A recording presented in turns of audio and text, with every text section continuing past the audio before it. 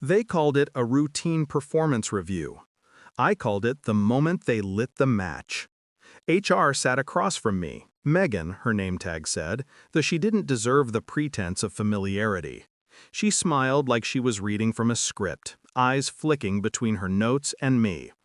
"You've done good work, Daniel, but leadership feels you've plateaued." Plateaued. I'd rebuilt their data infrastructure from scratch, tripled efficiency, prevented 2 system-wide breaches. But that didn't matter now. There was a new consultant from corporate who wanted my position. Then she said it. "We can replace you tomorrow." And she laughed. That laugh echoed longer than it should have. Something inside me went still. So I smiled back, calm, detached. "Fine," I said, pulling the envelope from my briefcase.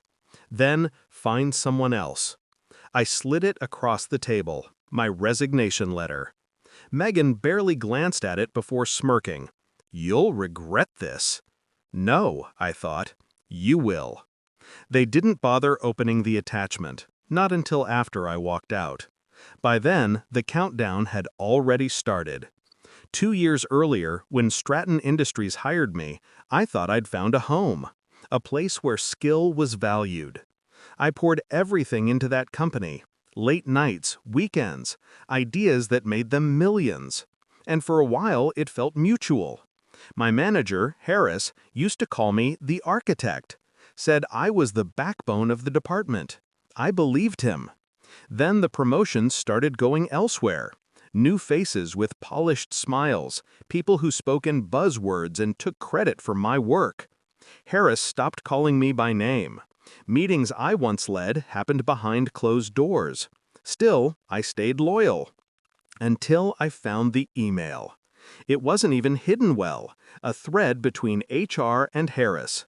Subject: Succession plan once Daniel transitions out. Transitions out? The memo was dated 2 months before my performance review. They'd already decided. That night, I didn't sleep. I planned. Stratton systems ran on code I wrote, frameworks I alone understood. I documented everything, but not in the way they assumed. Every manual, every file, every process depended on access nodes, nodes only I could authorize. In the morning, I arrived early. No anger, no shouting, just precision. Step 1, I encrypted the root systems with a failsafe key only accessible through my private network, harmless unless tampered with. Step 2, I uploaded my resignation letter. Inside, an attachment labeled handover_documentation.zip. Inside that file, a perfectly timed cascade, a digital domino set to trigger once opened. It wasn't destruction, I'm not reckless, it was justice.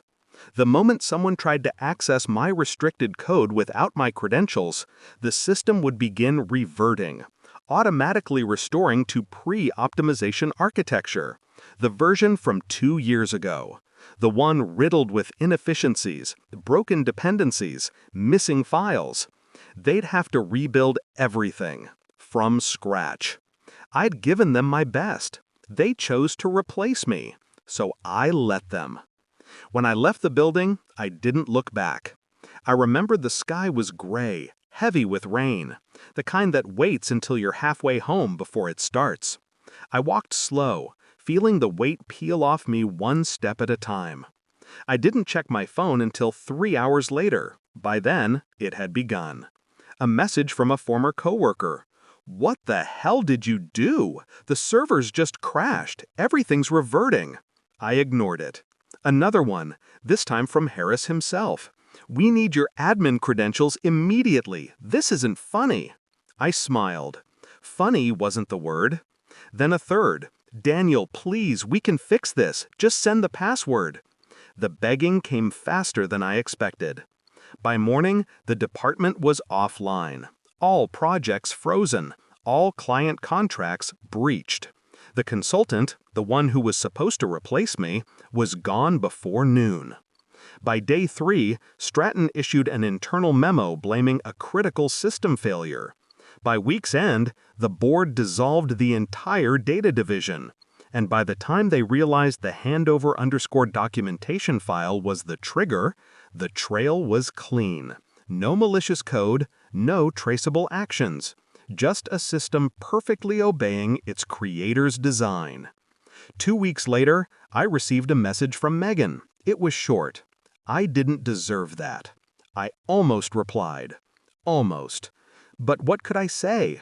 That she did? That her laughter that day had been the last sound my loyalty ever tolerated? That I hadn't broken their system, I'd simply let it show what it really was without me holding it together? No. Some truths are better left implied.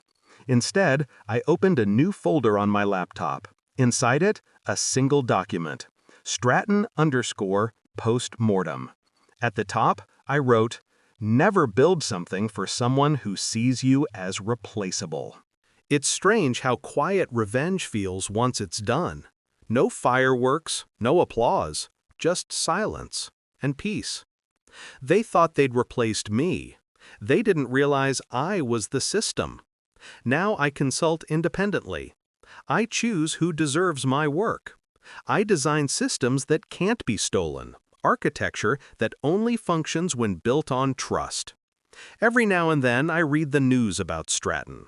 Another restructuring, another lawsuit, another executive transitioning out. The rot spreads when you remove the foundation. I don't regret leaving. I regret not leaving sooner.